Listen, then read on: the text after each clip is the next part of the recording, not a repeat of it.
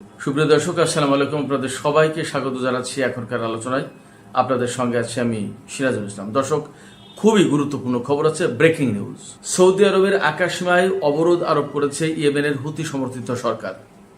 বলেছে আন্তর্জাতিক কোনো বিমান যেন সৌদি আরবের আকাশসীমায় চলাচল না করে। এদিকে হরমুজ প্রণালীতে নিয়ন্ত্রণ ধরে রাখার জন্য প্রয়োজনীয় আইন প্রণয়ন করার আহ্বান জানিয়েছে ইরানের জাতীয় সংসদ। একই সাথে ইরানের সামরিক বাহিনী বলেছে যুদ্ধ করে আমেরিকা হরমুজ প্রণালী খুলতে পারবে না। এর মাঝে আন্তর্জাতিক বাজারে তেলের দাম আকাশচুম্বী। আবার এক মাসের ভেতরে এখন সর্বোচ্চ পর্যায়ে আন্তর্জাতিক বাজারে তেলের দাম। এপাশে ইরানের সর্বোচ্চ নেতা আয়াতুল্লাহ আলী খামেনি, যিনি শহীদ হয়ে গেছেন, তার শাহাদাতের প্রতিশোধ নেওয়ার জন্য ইরানের জাতীয় সংসদের 180 জন সদস্য একটি কড়া বিবৃতি প্রকাশ করেছে। একই সাথে ইরানের সাবেক প্রেসিডেন্ট মাহমুদ আহমাদিনেজাদকে নিয়ে নানান ধরনের গুজব এবং খবর বেরিয়েছে। আসলে বাস্তবতা কি? সুপ্রিয় দর্শক, এই বিষয়গুলো নিয়ে এখন আমি আপনাদের সামনে মোটামুটি বিস্তারিত আলোচনা তুলে ধরার চেষ্টা করব। আশা করি আপনারা শেষ পর্যন্ত সঙ্গে থাকবেন। আর ভিডিও ভালো লাগলে লাইক, কমেন্ট, শেয়ার করবেন এবং চ্যানেলটি সাবস্ক্রাইব করে সাথেই থাকবেন। দর্শক, প্রথম যে আলোচনাটা করতে চাই সেটি হচ্ছে ইয়েমেনের হুতি আনসারুল্লাহ আন্দোলন সমর্থিত সরকার ঘোষণা করেছে যে সৌদি আরবের আকাশসীমায় যেন আন্তর্জাতিক কোনো বিমান সংস্থা তাদের বিমান পরিচালনা না করে পরবর্তী নির্দেশ না দেওয়া পর্যন্ত। ইয়েমেনের হুতিরা একদম পরিষ্কার করে বলেছে যতক্ষণ পর্যন্ত সৌদি আরবে ইয়েমেনের উপর থেকে তাদের অবরোধ প্রত্যাহার করে না নেবে ততক্ষণ পর্যন্ত সৌদি আরবের উপর এই অবরোধ বা এই সতর্কবার্তা বহাল থাকবে।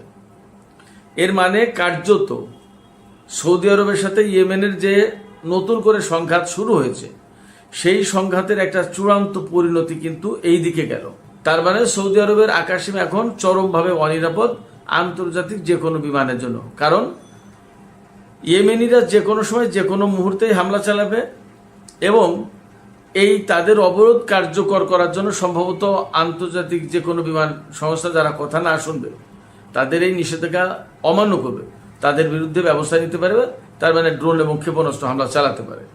সেক্ষেত্রে এখন সৌদি আরবকে হয় একটা মীমাংসায় আসতে হবে ইয়েমেনের সাথে, আর না হয় সৌদি আরবের উপর ইয়েমেন সামরিক শক্তি প্রয়োগ করে অবরোধ আরোপ করবে বা অবরোধ বাস্তবায়ন করবে। এখন মধ্যপ্রাচ্যের যে ক্রিটিক্যাল পরিস্থিতি, এই অবস্থায় ইয়েমেন এবং সৌদি আরবের ভেতরে যদি এই রকমের মারাত্মক দ্বন্দ্ব, সংঘাত, সংঘর্ষ, যুদ্ধ শুরু হয়, তাহলে প্রশ্ন এসে যাবে যে সৌদি আরবের সাথে যে জোট ছিল বাহরাইন, সংযুক্ত আরব আমিরাত, মিশর, সুদান, এই সমস্ত দেশও কি নতুন করে আবার ইয়েমেনের বিরুদ্ধে যুদ্ধ শুরু করবে কিনা? মধ্যপ্রাচ্যের বর্তমান প্রেক্ষাপট কিন্তু ভিন্ন। এদিকে ইয়েমেনের হুতিরা যে ঘোষণা দিয়েছে বাবাল মানদেব প্রণালীতেও তারা অবরোধ আরোপ করতে পারে, অর্থাৎ হরমুজের মতো তারা বন্ধ করে দিতে পারে। যদি তাই হয় তাহলে পরিস্থিতি কোথায় যাচ্ছে? তাহলে তেলের দাম অবধারিতভাবে বাড়বে। এরই মধ্যে আজকে সর্বশেষ যে খবর তাতে দেখলাম ব্রেন্ট ক্রুডের যে দাম সেটা হচ্ছে $84.98, তার মানে $85 ব্যারেল প্রতি। যুদ্ধের পরে, অর্থাৎ এই যে আমেরিকা এবং ইরানের ভেতরে যে সমঝোতা স্মারক সই হলো, তারপরে কিন্তু তেলের দাম, প্রতি ব্যারেল তেলের দাম $70 নিচেই চলে এসেছিল। এখন সেই তেলের দাম $85, তার মানে এক ব্যারেলে আপনার $15 বেড়ে গেছে। তার মানে প্রায় 5 ভাগের 1 ভাগ তেলের দাম বেড়েছে, তারও একটু বেশি। তো এই যে আন্তর্জাতিক বাজারে তেলের দাম, ব্রেন্ট ক্রুড এই আর ওয়েস্ট টেক্সাস ইন্টারমিডিয়েট যেটা, সেটা 80.05, তার মানে $80 বেশি ব্যারেল প্রতি দাম। তো একদম পরিষ্কার তেলের বাজার অস্থিতিশীল হয়ে উঠেছে এবং তেলের আজকের যে দাম তাতে বলা হচ্ছে যে গত 1 মাসের ভেতরে সর্বোচ্চ দাম। এর মানে হরমুজের পরিস্থিতি যদি আরও খারাপ হয় তাহলে তেলের দাম কিন্তু অনেক বেড়ে যেতে পারে। এবং যদি সৌদি আরব এবং তার সাথে যারা জোটে ছিল তারা যদি ইয়েমেনের বিরুদ্ধে যুদ্ধ শুরু করে তাহলে বাবাল মানদেব প্রণালী একদম পরিপূর্ণভাবে বন্ধ করে দেবে। এবং ইরানের সাথে যদি আমেরিকার যুদ্ধের মাত্রাটা আরো বেড়ে দেয়, তাহলে বাব আল মানদেব প্রণালী হুতিরা বন্ধ করে দেবে। তারা কিন্তু জোটবদ্ধ ঘোষণা দিয়েছে, এবারে যুদ্ধ প্রয়োজনে জোটবদ্ধভাবে করবে। তো যদি তাই হয় তাহলে তেলের দাম যে $200 চলে যাবে ব্যারেল প্রতি, তাতে আর কোনো সন্দেহ আপাতত নেই। আর এই সংকট, এই সন্দেহ কোথা থেকে আসছে মূলত মার্কিন প্রেসিডেন্ট ডোনাল্ড ট্রাম্প বলেছেন যে মঙ্গলবার অর্থাৎ আজকে আর কয়েক ঘন্টার ভেতরেই আমেরিকার সেনারা হরমুজ প্রণালী এলাকায় আবার নেভাল ব্লকেড মানে নৌ অবরোধ আরোপ করবে। তার মানে দাঁড়াচ্ছে ইরানের কোনো জাহাজ হরমুজ প্রণালী দিয়ে বের হতে পারবে না। তো হরমুজ প্রণালী দিয়ে যদি ইরানের জাহাজ বের হতে না পারে, তাহলে ইরানও কারো জাহাজ বের হতে দেবে না। তার মানে হরমুজ প্রণালী কমপ্লিটলি শাটডাউন হয়ে যাবে। এখানে সবচেয়ে দুঃখজনক হচ্ছে যে আমেরিকা কিন্তু সেই 7 সমুদ্র 13 নদী পার হয়ে এসে মধ্যপ্রাচ্যে একটা প্রণালীর উপর ব্লকেট দিচ্ছে, যার প্রেক্ষাপটে আর একটা প্রণালী বাব আল মানদেব প্রণালীও কিন্তু বন্ধ হয়ে যেতে পারে। আবার ইয়েমেনের সাথে সৌদি আরবের যে যুদ্ধের আশঙ্কা তৈরি হয়েছে এখন নতুন করে বড় যুদ্ধে, তাতে মধ্যপ্রাচ্যের সামগ্রিক চিত্রটাই কিন্তু পাল্টে যেতে পারে। এই রকম যদি পরিস্থিতি দাঁড়ায়, আমরা এরই মধ্যে কিন্তু কয়েকদিন খবর পাচ্ছি যে কুয়েত এবং বাহরাইন আর সংযুক্ত আরব আমিরাত তো আগেই আমেরিকার সাথে জোট পাকিয়ে ইরানের বিরুদ্ধে হামলা চালিয়েছে। ব্যাপারটা যদি তাই হয় তাহলে এমন হয়ে যেতে পারে যে বাহরাইন, কুয়েত এবং সংযুক্ত আরব আমিরাত এই সমস্ত সব দেশের সাথে ইরানের যুদ্ধ করা লাগতে পারে। একই সাথে আমেরিকা তো করবেই, ইসরায়েলও কিন্তু লেজ পাকাচ্ছে। ইসরায়েলের প্রধানমন্ত্রী বেনিয়ামিন নেতানিয়াহু আজকেও ঘোষণা দিয়েছে, ইরান যদি ইসরায়েলের উপর হামলা করে তাহলে এবার সিনারিও ভিন্ন হবে, বড় কিছু ঘটবে, ব্যতিক্রম কিছু ঘটবে। তাহলে কি ব্যতিক্রম কি ঘটবে? তারা কি ইরানের উপর পরমাণু বোমা হামলা চালাবে? দেখা যাক কি হয়। তো সামগ্রিকভাবে মধ্যপ্রাচ্যের যে পরিস্থিতি খুবই উত্তপ্ত, খুবই সংকটাপন্ন এবং বড় যুদ্ধ শুরু হয়ে যেতে পারে। সৌদি আরব যদি ইয়েমেনের বিরুদ্ধে যুদ্ধ শুরু করে তাহলে সিচুয়েশন কিন্তু ভিন্ন হয়ে গেল। অ্যাট এ টাইম ইরানের সাথে আমেরিকার, কুয়েতের, বাহরাইনের, সংযুক্ত আরব আমিরাতের, ওপাশে সৌদি আরবের সাথে ইয়েমেনের। তখন ইরাক, সিরিয়ার যোদ্ধারা কি করে, লেবানন কি করে, কি পরিস্থিতি দাঁড়ায়, মারাত্মক রকমের অনিশ্চিত অবস্থা তৈরি হচ্ছে। এইরকম একটা সিচুয়েশনে তেলের দাম সত্যি আকাশচুম্বী হবে। গত যে যুদ্ধটা গেল 40 দিনে, সেই যুদ্ধের চেয়ে মারাত্মক অবস্থা তৈরি হবে, এতে কোনো সন্দেহ নেই। এই অবস্থায় প্রত্যেকটা দেশকে, বিশেষ করে বাংলাদেশের মতো দেশগুলোকে খুবই সতর্ক থাকতে হবে এবং দ্রুত তেলের মজুদ গড়ে তোলা দরকার। তা না হলে খুব বিপদে পড়ে যাওয়ার আশঙ্কা রয়েছে। ইরান কিন্তু পরিষ্কার করে বলেছে আমেরিকা যুদ্ধ করে কোনো মতেই হরমুজ প্রণালী খুলতে পারবে না। তার মানে ইরান এই হরমুজ প্রণালীর কন্ট্রোল ধরে রাখার জন্য যা খুশি মানে যা প্রয়োজন তাই করবে। এবং এই ব্যাপারে ইরানের জাতীয় সংসদে কিন্তু আইন পাশের কথাবার্তা চলছে। আইন পাশ যদি হয় এবং হরমুজ প্রণালী কন্ট্রোলের ব্যাপারে যে কমিটি হয়েছে, সেই কমিটিকে যদি দায়িত্ব দিয়ে দেয় সংসদ, তাহলে সেই কমিটি কিন্তু ওই দায়িত্ব পালন করতে বাধ্য। কারণ ইরানের সংসদে আইন পাশ হলে সেই আইন মানতে তো বাধ্য।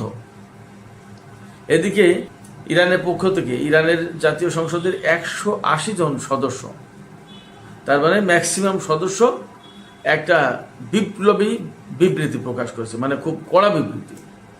এই কড়া বিবৃতিতে অঙ্গীকার ব্যক্ত করা হয়েছে যে তাদের সর্বোচ্চ নেতা শহীদ আয়াতুল্লাহ আলী খামেনি, তাকে যে হত্যা করা হয়েছে, তার এই হত্যার বা তার এই শাহাদাতের বদলা নেওয়ার অঙ্গীকার ব্যক্ত করেছেন এই 180 জন সংসদ সদস্য। তারা বলেছেন এই প্রতিশোধের পথ অব্যাহত থাকবে এবং আমরা অঙ্গীকার করছি যে প্রতিশোধের পথ থেকে আমরা সরে আসবো না এবং ইরানের সামরিক বাহিনী, জনগণ, ইরানের সংসদ তারা এই প্রতিশোধ নেওয়ার জন্য কার্যকর পদক্ষেপ নেবে।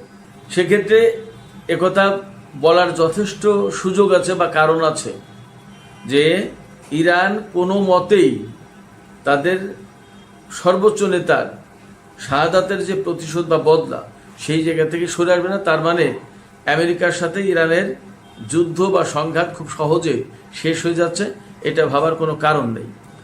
আজকে জাতীয় সংসদে যে ঘোষণা প্রকাশ করা হয়েছে, বিবৃতি প্রকাশ করেছেন 180 জন সদস্য, তার আগে আমি দুপুরে ভিডিওতে বলেছিলাম ইরানের বিশেষজ্ঞ পরিষদ সেই পরিষদ সর্বোচ্চ নেতার হত্যার প্রতিশোধ এবং বিচারের দৃঢ় অঙ্গীকার ব্যক্ত করেছে এবং সমর্থন ব্যক্ত করেছে।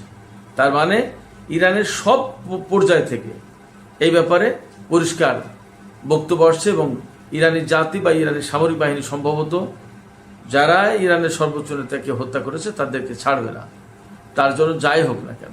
এই ব্যাপারে সুস্পষ্ট অবস্থান পরিষ্কার করার জন্য ইরানের শীর্ষ 3 প্রধানের প্রতি আহ্বান জানানো হয়েছে।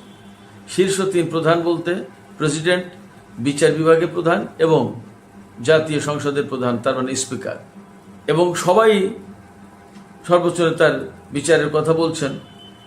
এপাশে জাতীয় সংসদের পক্ষ থেকে আরেকটা আহ্বান জানানো হয়েছে। আমেরিকার প্রেসিডেন্ট যেহেতু ঘোষণা করেছেন যে ডিল ইজ ওভার, অর্থাৎ চুক্তি শেষ হয়ে গেছে, ভেঙে গেছে, তাহলে ইরানের কোনো মতে এখন আর এই চুক্তি নিয়ে বসে থাকার কোনো সুযোগ নেই। এটা মান সম্মানের ব্যাপার যেমন, তেমনি আমেরিকা যখন ঘোষণা করছে যে এই চুক্তি বহাল নেই, তখন ইরান আর কোনো মতে বলতে পারে না এই চুক্তি বহাল আছে বা এই চুক্তি নিয়ে নতুন করে আমেরিকার সাথে আলোচনা হতে পারে। ফলে এই ব্যাপারে দ্রুতই সরকারকে সিদ্ধান্ত নেওয়ার আহ্বান জানিয়েছেন এই সমস্ত সংসদ সদস্য।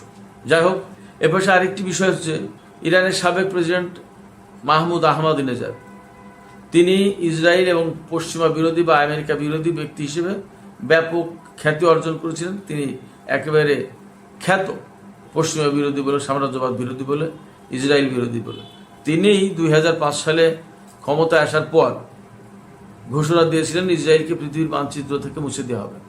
তাকে নিয়ে এর আগে বিবিসি রিপোর্ট করেছিল, এখন নিউ ইয়র্ক টাইমস গতকাল রিপোর্ট করেছে যে এই আহমাদিনেজাদ ইসরায়েলের সাবেক মোসাদের প্রধান ডেভিড বার্নিয়ার সাথে হাঙ্গেরিতে দেখা করেছিলেন এবং নানাভাবে তিনি ইসরায়েলের সাথে যোগাযোগ করেছেন এবং ইসরায়েল আর আমেরিকা তাকে ইরানের ক্ষমতায় বসাতে চেয়েছিল।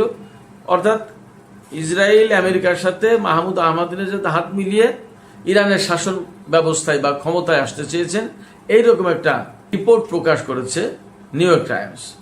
এই ব্যাপারে মাহমুদ আহমাদিনেজাদের দপ্তর থেকে আজকে পরিষ্কার করে বলা হয়েছে এটা হলিউডের কল্পকাহিনী, সিনেমার মতো গল্প, এছাড়া আর কিছু না, বাস্তবতা তো নেই। এবং মাহমুদ আহমাদিনেজাদের এইরকম চিন্তা করার কোনো কারণ থাকতেই পারে না। চরমভাবে, একদম চূড়ান্তভাবে এই রিপোর্ট প্রত্যাখ্যান করা হয়েছে এবং মাহমুদ আহমাদিনেজাদকে যে গৃহবন্দী বলা হয়েছে, তার দপ্তর থেকে বলা হয়েছে তিনি তো মুক্ত। সেক্ষেত্রে নিউ ইয়র্ক টাইমসের এই প্রতিবেদন একেবারেই গালগল্প। মজার ব্যাপার হচ্ছে যে পশ্চিমা গণমাধ্যম কিন্তু তাদের এজেন্ডা বাস্তবায়নের জন্য সবসময় চেষ্টা করে এবং এই মুহূর্তে ইরানের ভেতরে বিশৃঙ্খলা, ভেদাভেদ, মত পার্থক্য, ডিভিশন তৈরি করার একটা চেষ্টা করছে পশ্চিমা গণমাধ্যম। সর্বোচ্চ নেতাকে হত্যা করার পরে যে ঐক্য প্রতিষ্ঠা হয়েছে, এই ঐক্য আগের চেয়েও বেশি। এখন যেখানে সরকার পরিবর্তন করতে এসেছিল, এখন তারা বিপদে পড়ে গেছে, আরো ঐক্য বেশি হয়ে গেছে। কি করা হবে? এই জায়গায় বিভিন্নভাবে ফাটল ধরানোর চেষ্টা করছে মানুষের ভেতরে। ফাটল ধরানোর চেষ্টা একজনের সাথে আরেকজনের, এক প্রতিষ্ঠানের সাথে আরেক প্রতিষ্ঠানের, জনগণের ভেতরে, এবং অবিশ্বাস, সন্দেহ, দ্বন্দ্ব, হতাশা ছড়িয়ে দেওয়ার চেষ্টা করছে। অনেকেই বলবো তাই নাকি প্রেসিডেন্ট মাহমুদ আহমাদিনেজাদ এই কাজ করতে পারলো? অনেকে বিশ্বাস করে ফেলবে।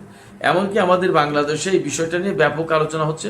অনেক বড় বড় সাংবাদিক, বুদ্ধিজীবী যারা আলোচনা করে, টক শো, ইউটিউবার, বিভিন্নজন বিভিন্নভাবে এই কথা সত্য বলে প্রচার করছে। কিন্তু বাস্তবতা হচ্ছে, আমি একটু অপেক্ষা করছিলাম যে আসলে কি হয়। বাস্তবতা হচ্ছে এই ধরনের কল্পকাহিনী একেবারে ভিত্তিহীন বানোয়াট। এর আগে কয়েকবার বলেছে ইসরায়েলের গণমাধ্যম, পশ্চিমা গণমাধ্যম, যে ইরানে যে কুদস ফোর্স আছে, এই কুদস ব্রিগেডের যিনি commander major general Ismail Kayani, এই ইসমাইল কায়ানিও ইহুদিদের চর এজেন্ট, ইসরায়েলের চর, তাকে আটক করা হয়েছে, তাকে ফাঁসি দেওয়া হয়েছে, নানান কথা ছড়িয়েছে। অথচ এখনও তিনি এই কুদস ফোর্সের প্রধান হিসেবে কাজ করছেন। ফলে আহমাদিনেজাদের যে ঘটনা, এটা একেবারেই বানোয়াট, এর বাস্তবতা নেই, একেবারেই ভিত্তিহীন খবর। এদিকে ইরানের পররাষ্ট্রমন্ত্রী সাইদ আব্বাস আর একটি গুরুত্বপূর্ণ কথা বলেছেন। তিনি বলেছেন যে প্রতিবেশী দেশগুলো আগে তো বিদেশিদেরকে ঘাঁটি করতে দিয়েছিল যাতে বিদেশিরা ব্যবহার করে সে ঘাঁটি, আর এখন কোনো কোনো দেশ এমন হয়ে গেছে যে পুরো দেশটাই বিদেশিদের ঘাঁটি হয়ে গেছে। যে সেক্ষেত্রে ওই সমস্ত দেশের বিরুদ্ধে বা ওই সমস্ত ঘাঁটির বিরুদ্ধে আমাদেরকে লড়াই করতে হচ্ছে, যেটা দুঃখজনক, আমরা তো সেটা করতে চাই না। এই জায়গা থেকে আরেকটু আলোচনা করে আমি শেষ করব। কুয়েত এবং বাহরাইন বিশেষ করে ইরানের বিরুদ্ধে যে সমস্ত হামলা চালাচ্ছে বলে বিভিন্ন সময় খবর আসছে, এই ব্যাপারগুলো নিশ্চয়ই সত্য এবং আব্বাস আরাকচির কথার কিন্তু ইঙ্গিত সেই দিকে। যদি তাই হয় তাহলে ইরান কিন্তু এই সমস্ত দেশের বিরুদ্ধে যুদ্ধ করতে আলটিমেটলি বাধ্য হবে। যখন এই সমস্ত দেশের বিরুদ্ধে ইরান যুদ্ধ করবে তখন কিন্তু যুদ্ধের মোড়, প্যাটার্ন, কায়দা, ডিজাইন, পরিকল্পনা, নকশা সমস্ত সবকিছু পাল্টে গেল। তার মানে মধ্যপ্রাচ্যে এতদিন যে ভাবে বা যে ধরনের যুদ্ধ হয়েছে ব্যাপারটা কিন্তু সেই রকম থাকবে না। তাহলে যুদ্ধের কলেবর এবং যুদ্ধের পরিধি বেড়ে যাচ্ছে। ইরানের সর্বোচ্চ নেতা সর্বোচ্চ নেতা আয়াতুল্লাহ আলী খামেনি তিনি বলেছিলেন যে আমেরিকা যদি ইরানের উপর হামলা চালায় তাহলে বৃহত্তর আঞ্চলিক যুদ্ধ শুরু হতে পারে। আমার কাছে মনে হচ্ছে এখন বিষয়টা সেই দিকে যাচ্ছে। সুপ্রিয় দর্শক, এখনকার আলোচনা এখানে শেষ করতে চাই। যাবার আগে আপনাদের কাছে প্রশ্ন রাখতে চাই, আপনারা কি ভাবছেন? ইয়েমেন সৌদি আরবের আকাশ সীমার উপর অবরোধ আরোপ করলো। বিদেশি বিমান সংস্থাগুলোকে বলেছে সৌদি আরবের আকাশ সীমায় তারা যেন বিমান পরিচালনা না করে। এপাশে বাবাল মানদেব প্রণালীতে তারা কিন্তু অবরোধ আরোপের হুমকি দিয়েছে। আপনারা কি মনে করছেন ইয়েমেনের সাথে সৌদি আরবের একটা পূর্ণাঙ্গ যুদ্ধ আবার শুরু হয়ে যেতে পারে? এবং ইয়েমেন কি সৌদি আরবের আকাশ সীমায় এই অবরোধ কার্যকর করতে পারবে? আপনাদের কি মনে হয়? আপনাদের মতামত জানিয়ে কমেন্টে লিখতে পারেন।